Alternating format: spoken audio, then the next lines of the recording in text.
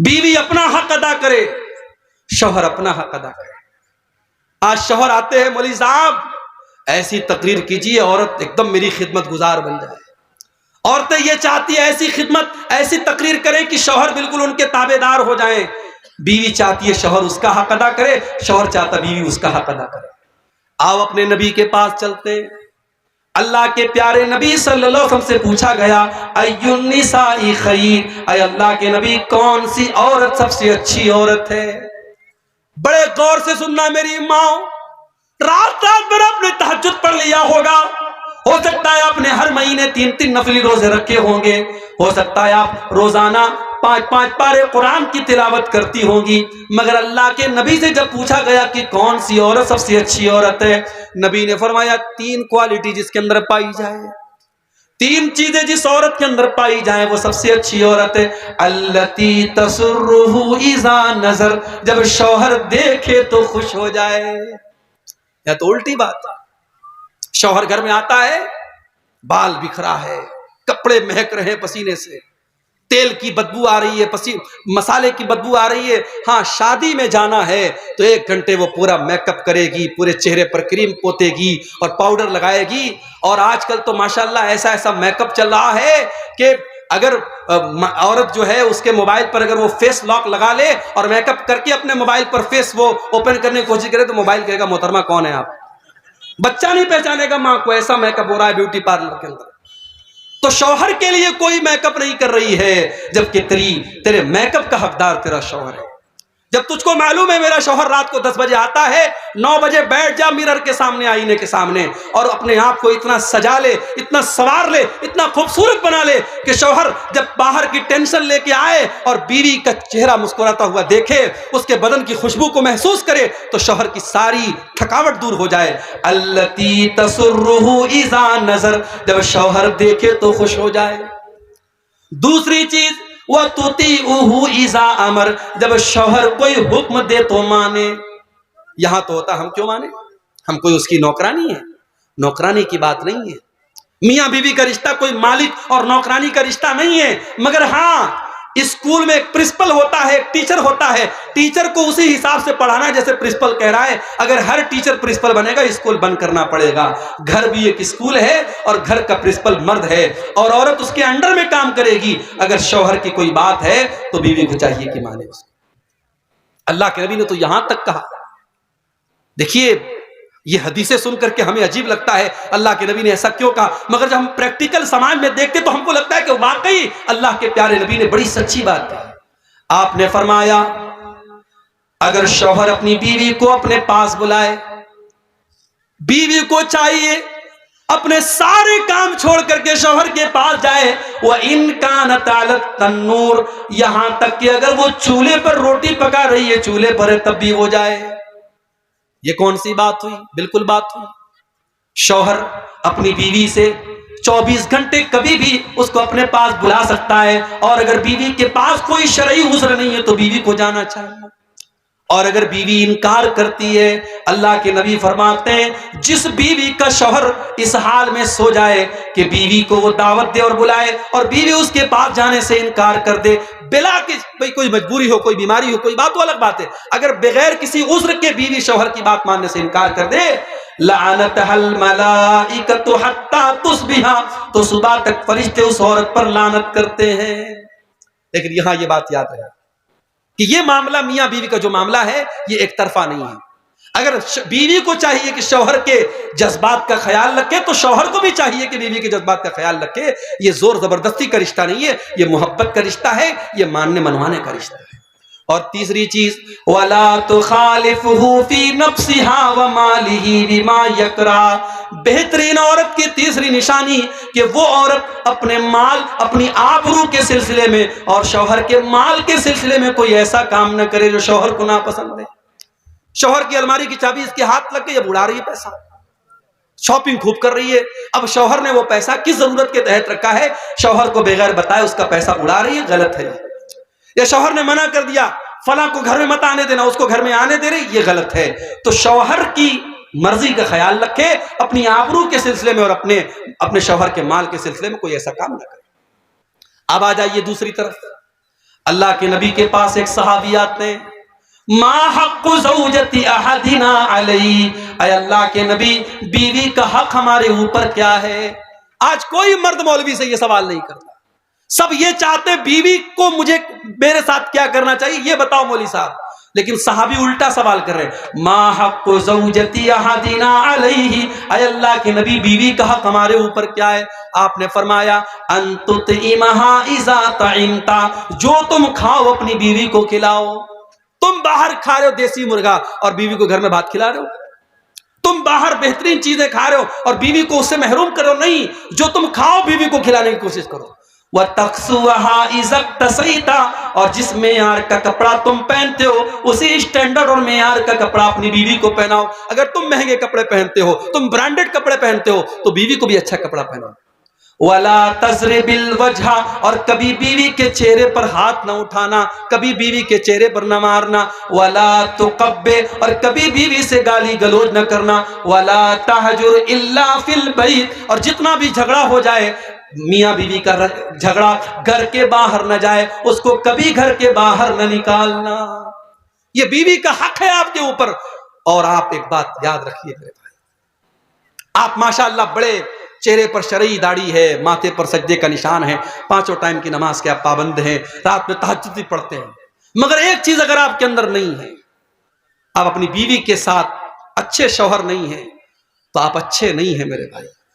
اللہ کے نبی فرماتے ہیں خیرکم خیرکم لأہلہ وانا خیرکم لأہلی، تم میں سب سے بہترین انسان وہ ہے جو اپنے پریوار کے لیے، اپنے بیوی بچوں کے لیے بہترین ہو، اور میں اپنی بیوی بچوں کے لیے بہت اچھا ہوں، میں ایک اچھا شوہر بھی ہوں، میں ایک اچھا باپ بھی ہوں۔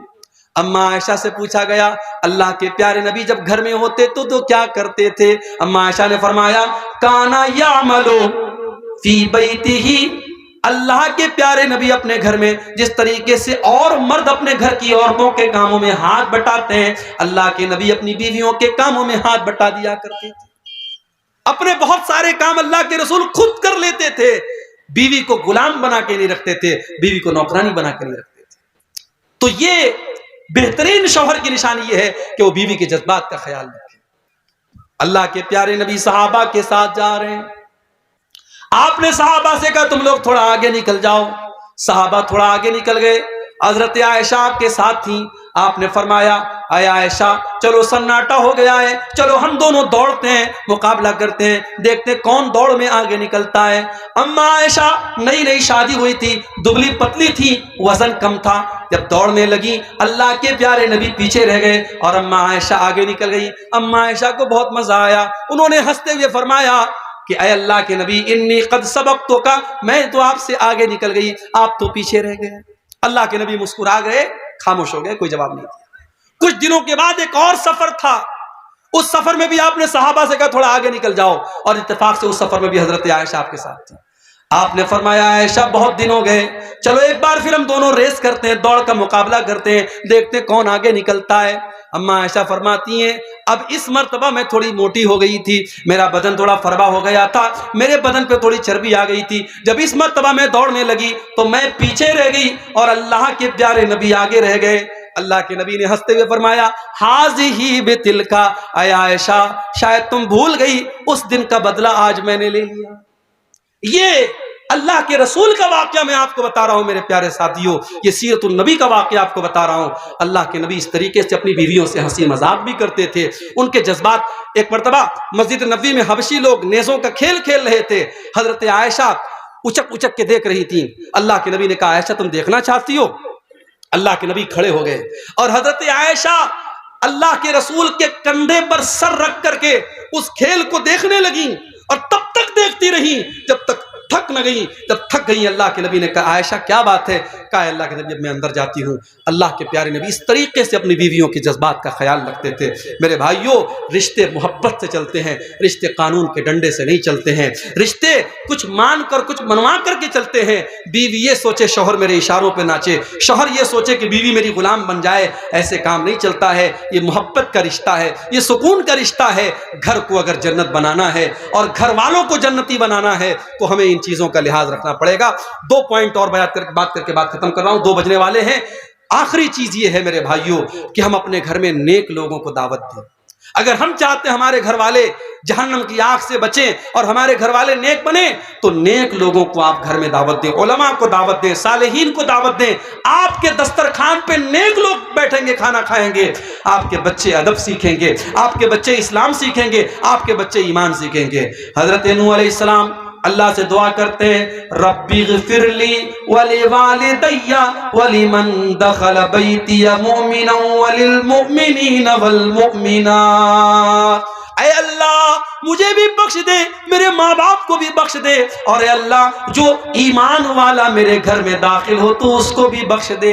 پتہ یہ چلا کہ حضرت نوح علیہ السلام اپنے گھر میں ایمان والوں کو دعوت دیتے تھے۔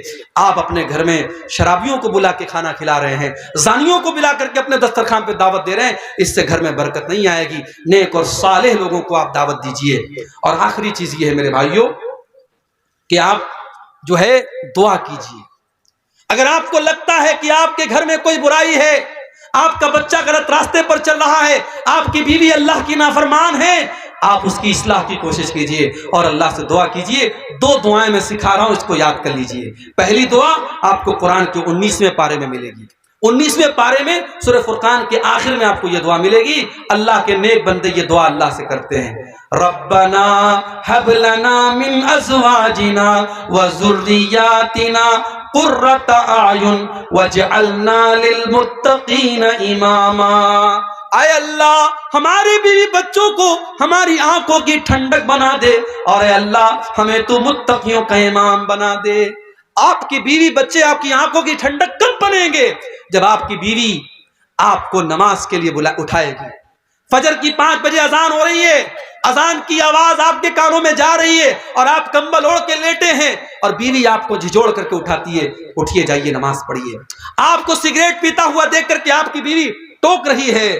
یہ چندے آ رہے ہیں، اللہ تعالیٰ ان کو قبول کرے، مجھے نام نہیں پتا کس نے تعاون کیا ہے، اللہ قبول کرے۔